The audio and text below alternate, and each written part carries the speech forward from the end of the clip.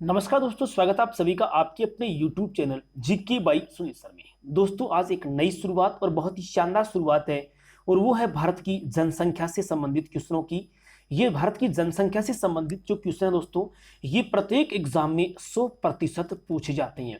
इस बात का लिए आप निश्चित रहें, क्योंकि दोस्तों जनसंख्या के क्वेश्चन प्रत्येक एग्जाम में आते हैं और मैं यहाँ पर कुछ ऐसे फैक्ट भी आपको बताने वाला हूँ। यहाँ पर जैसे मैंने दे भी रखा है कि जनसंख्या के महत्वपूर्ण बिंदु जहां से जनसंख्या में बहुत कुछ पूछा जाता है। तो चलिए दोस्तों शुरू करते हैं, वीडियो को लास्ट तक आप देखते जाएं, क्योंकि यहां पर बहुत शानदार तरीके से आपको क्वेश्चन और आंसर और कुछ महत्वपूर्ण बातें आपको यहां पर देखने को मिलेंगी। तो शुरू करते हैं भारत की जनसंख्या के बारे में। दोस्तों साथ साथ में अपनी नोटबुक रखें और आप लिखते जाएं और समझते जाएं। पहला क्वेश्चन, पहली बात यहां पर हम करेंगे कि भारत की जनसंख्या जो है उसकी जनगणना संबंधी पहला प्रमाण आपसे पूछा जाए कि भारत में जनगणना का जो प्रथम प्रमाण है वो हमें कहां से मिला। तो याद कर लेना और साथ साथ में अपनी नोटबुक में भी आप लिख लेना, भारत में जनगणना का प्रथम जो लिखित प्रमाण है वो हमें मिला है मौर्य काल का एक प्रसिद्ध ग्रंथ था। कौन से काल का? मौर्य काल का एक प्रसिद्ध ग्रंथ था जिसका नाम क्या है? अर्थशास्त्र। क्या नाम है? अर्थशास्त्र। और दोस्तों अर्थशास्त्र जो है वो किसके द्वारा लिखी गई? तो वह कौटिल्य के द्वारा लिखी गई है। अब कितने क्वेश्चन आपके सामने यहां पर आ रहे हैं। अगर आपसे क्वेश्चन पूछा जाए कि भारत में जनगणना संबंधी पहला लिखित प्रमाण हमें कहां से मिला, तो मौर्य काल के अर्थशास्त्र, मतलब जिसको विष्णुगुप्त कौटिल्य के द्वारा लिखा गया था, उसमें इसका पहला प्रमाण हमें मिला है। देखते हैं नेक्स्ट बात, उसके अलावा और प्रमाण हमें कहां से मिले हैं। तो दोस्तों इसके अलावा और जो प्रमाण हैं वो अकबर जो मुगल बादशाह था, उस अकबर के नवरत्न थे। अकबर के क्या? नवरत्न। और उन नवरत्नों में एक था कौन? अबुल फजल। कौन था? अबुल फजल। और अबुल फजल के द्वारा भी एक पुस्तक लिखी गई थी और जिसका नाम है क्या? आईने अकबरी। क्या नाम था? आईने अकबरी। तो उसे अबुल फजल द्वारा लिखित आईने अकबरी में भी जनसंख्या संबंधी प्रमाण मिलते हैं। कितने क्वेश्चन फिर से बन रहे हैं। मुगल बादशाह कौन था? अकबर। अबुल फजल कौन था? तो अकबर का नवरत्न था। आईने अकबरी किसके द्वारा लिखी गई? अबुल फजल के द्वारा। दूसरा प्रमाण मिला हमें किसमें? आईने अकबरी में। तो इसी टाइप के क्वेश्चन एग्जाम में पूछे जाते हैं। चलिए अब देखते हैं कुछ और महत्वपूर्ण बातें। दोस्तों अगर हम बात करें तो भारत में पहली जो जनगणना का कार्य है वो किया गया था कब? भारत में पहली जनगणना का कार्य सन 1872 में किया गया था। और किसके शासनकाल में किया गया था?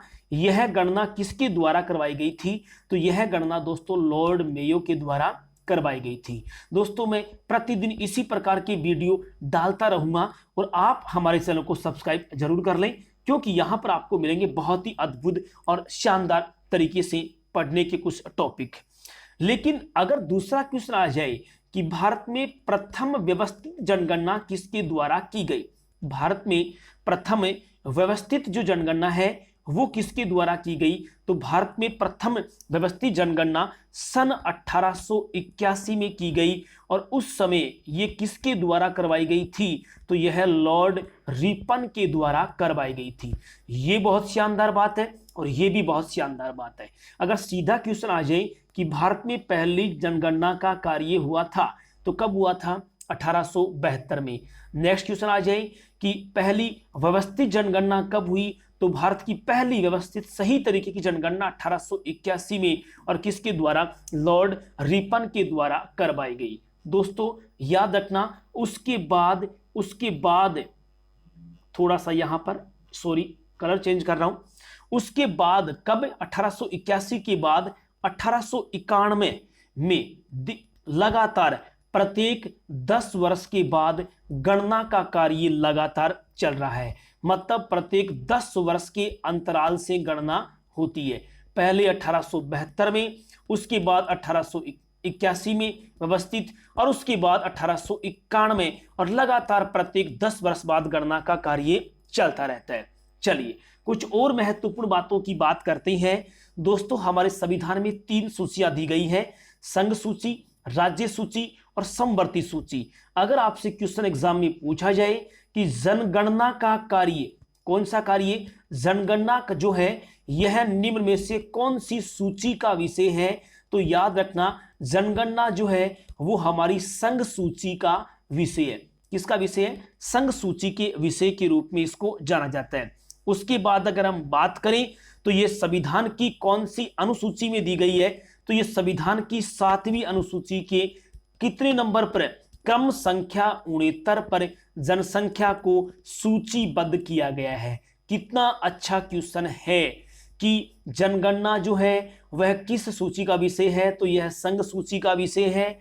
उसके बाद जनगणना संविधान की कौन सी अनुसूची, 7वीं अनुसूची के क्रम संख्या कितने पर दर्ज है, तो ये क्रम संख्या 69 पर दर्ज है। और जनगणना का जो उल्लेख है वो भारतीय संविधान के कितने नंबर अनुच्छेद में दिया गया है, तो याद रखना दोस्तों अनुच्छेद होगा 246। कितने नंबर अनुच्छेद पे है, तो 246 नंबर अनुच्छेद पर इसके बारे में दिया गया। किसके बारे में? जनसंख्या अथवा जनगणना की। मतलब कहने का अर्थ यह है कि जनगणना अथवा जनसंख्या के लिए कौन सा अनुच्छेद रखा गया है, तो वह 246 नंबर अनुच्छेद रखा गया है। चलिए अब देखते हैं नेक्स्ट बातें। दोस्तों जनगणना 2011 में नवीनतम जो गणना है वो कब हुई थी, तो नवीनतम जो गणना है वो हुई थी 2011 में। उसके नवीनतम जो संशोधित आंकड़े हैं उनके अनुसार अपने भारत देश की कुल जनसंख्या है वह थी 121,08,54,977 करोड़ भारत की क्या है, जनसंख्या है। ये 2011 की जनगणना के अनुसार सामान्यतः हम यही कहते हैं कि भारत की जनसंख्या 121 करोड़ है। अभी 2021 में गणना होनी चाहिए, जो होगी उसके बारे में हम आगे और भी कुछ आपको यहां पर मैं पढ़ाने वाला हूं, उससे संबंधित कुछ आगे बात करेंगे। चलिए अब देखते हैं नेक्स्ट बातें इसके बारे में। उसके बाद दोस्तों भारत की जो जनसंख्या है वो कितनी तारीख को, 11 मई सन 2000 को, 11 मई सन 2000 को भारत की जनसंख्या किसको पार कर गई थी, तो भारत की जनसंख्या 1 अरब को पार कर गई थी। किसको पार कर गई थी? 1 अरब को पार कर गई थी। और 1 अरबवें बच्चे का नाम आपसे पूछा जाए कि भारत के 1 अरबवें बच्चे का नाम क्या है, तो 1 अरबवें बच्चे का नाम है आस्था। 1 अरब बच्चे का नाम क्या है? आस्था है, ध्यान रखना। और दोस्तों अगर हम नंबर के हिसाब से बात करें तो याद रखना इस बात को, जनसंख्या की दृष्टि से दुनिया में सबसे बड़ा देश कौन? चीन। मतलब दुनिया में जनसंख्या में पहला नंबर रखता है कौन सा देश? चीन।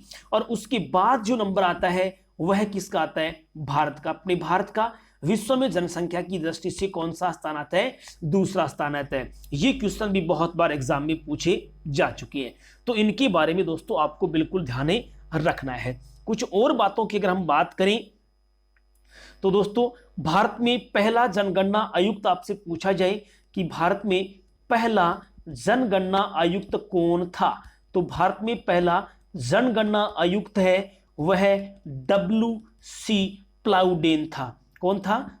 WC प्लाउडेन भारत के पहले जनगणना आयुक्त के रूप में जाने जाते हैं। ध्यान रखना यह क्वेश्चन भी बहुत शानदार है, इसके बारे में भी पूछा जा सकता है। लेकिन कुछ और बात करेंगे कि हमारी ये 2011 में जो जनगणना हुई थी यह देश की कौन सी जनगणना थी? यह देश की 15वीं जनगणना थी। ठीक है। और हमारी 15वीं जो जनगणना है जो 2011 में हुई थी, इस जनगणना के आयुक्त कौन थे? इस जनगणना के आयुक्त कौन थे? तो जनगणना आयुक्त 2011 की 15वीं जनगणना के आयुक्त थे सी चंद्र मौली। कौन थे? सी चंद्र मौली जो है वो हमारी 2011 की 15वीं जनगणना के आयुक्त के रूप में जाने जाते हैं। और अगर आपसे कुछ और महत्वपूर्ण बातें पूछी जाएं तो ध्यान रखना हमारी जनगणना 2011 जो है इसका नारा क्या था? तो जनगणना 2011 का जो नारा था वह क्या था? हमारी जनगणना हमारा भविष्य। हमारी जनगणना हमारा भविष्य। ये क्या है? ये हमारी इस जनगणना का नारा था। याद रख लेना क्योंकि यह बात पहले एग्जाम्स में पूछी जा चुकी है। कुछ और भी फैक्ट की हम यहाँ पर बात करेंगे जो बहुत शानदार है और इनके बारे में बहुत बार एग्जाम में पूछा भी जा चुका है। दोस्तों अगर आप हमारी क्लास में पहली बार आ रहे हैं तो प्लीज आप हमारे चैनल को सब्सक्राइब कर लें, क्योंकि आपको यहाँ पर बहुत कुछ पढ़ने को मिलेगा और वो भी एक नए तरीके से आपको यहाँ पर पढ़ने को मिलेगा। तो चलिए अब देखते हैं कुछ और नए फैक्ट्स के बारे में।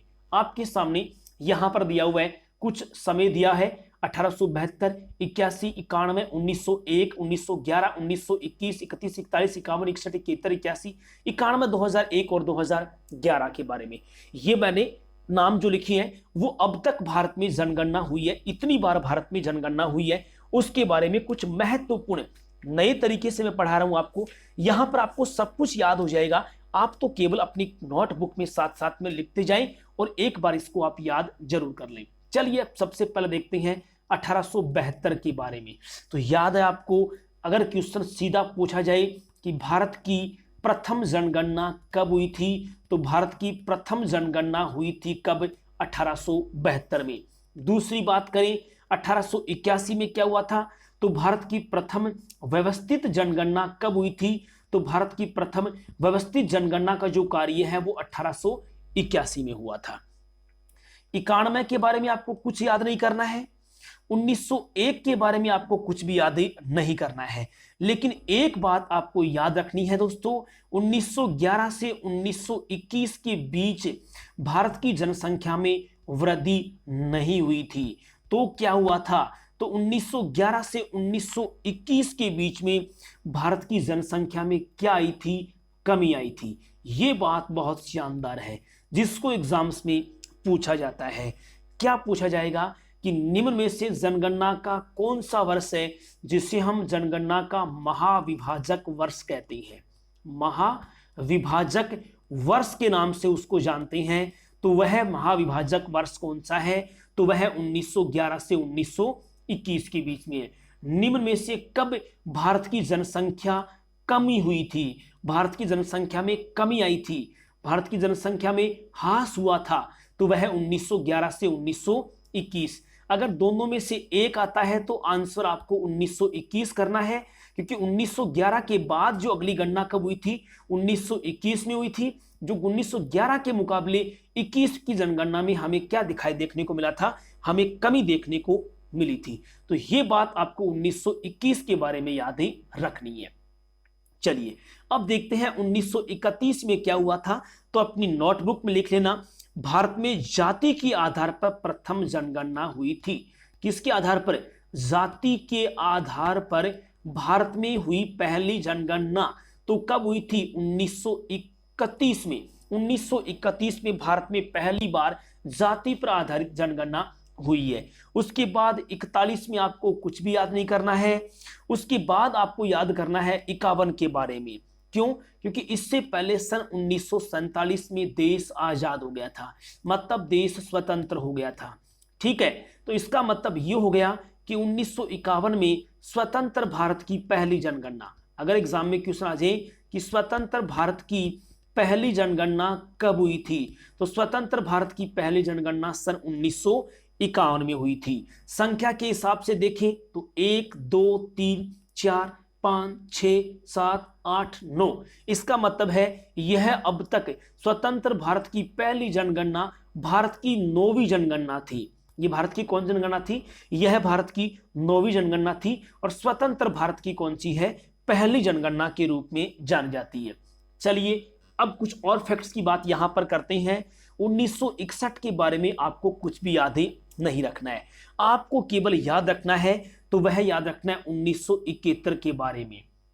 देखो 1911 से 1921 के बीच जनसंख्या में कमी आई थी, क्योंकि गिर गया था अकाल, दुर्भिक्ष गिर गया था, मतलब भयंकर अकाल पड़ गए थे। भूखमरी की वजह से मृत्यु दर में वृद्धि हुई, जन्म दर में कमी आ गई, तो जनसंख्या में भी क्या आ गई? कमी आ गई। लेकिन ये देखिए 1961 से 71 का वर्ष ऐसा है जिसको हम जनसंख्या की विस्फोटक वृद्धि कहते हैं। क्या कहते हैं? जनसंख्या की विस्फोटक वृद्धि कौन है? तो 1961 से 71 के बीच, क्योंकि इस समय जनसंख्या में सबसे ज्यादा वृद्धि हुई थी। जनसंख्या में सबसे ज्यादा वृद्धि कब हुई थी? तो 1961 से 71। अगर एक ही साल पूछा जाए तो आपको आंसर देना है 1971, क्योंकि परिणाम कब देखने को मिला? परिणाम तो हमें 1971 को देखने मिला था दोस्तों, क्योंकि 1971 में जनगणना हुई है। उसके बाद आपको ना तो कुछ 81 में याद करना, ना 91 में आपको याद करना है, आपको बात याद रखनी है कब? 2001 में। ठीक है, इसके बारे में आपको यहां पर याद रखना है। तो ये हम ये कहेंगे कि 21वीं सदी की यह कौन सी जनगणना थी? तो 21वीं सदी की यह पहली जनगणना के रूप में जानी जाती है। संख्या के हिसाब से हम बात करें तो 2011 की जनगणना भारत की कौन सी जनगणना थी? 15वीं थी। और 2011 की जनगणना जो 15वीं जनगणना है वह 21वीं सदी की दूसरी जनगणना है। 21वीं सदी कौन सी है? 21वीं सदी की यह दूसरी जनगणना जो 2011 में हुई है। तो आज के लिए दोस्तों सिर्फ इतने फैक्ट हैं। ये वीडियो आपको कैसा लगा मुझे आप कमेंट करके जरूर बताएंगे। अगर आपने अभी तक भी हमारे चैनल को सब्सक्राइब नहीं किया है तो प्लीज आप चैनल को सब्सक्राइब जरूर कर लें। आज का सिर्फ इतना ही। आप सभी का बहुत बहुत धन्यवाद। Thank you. जय हिंद, जय भारत, वंदे मातरम।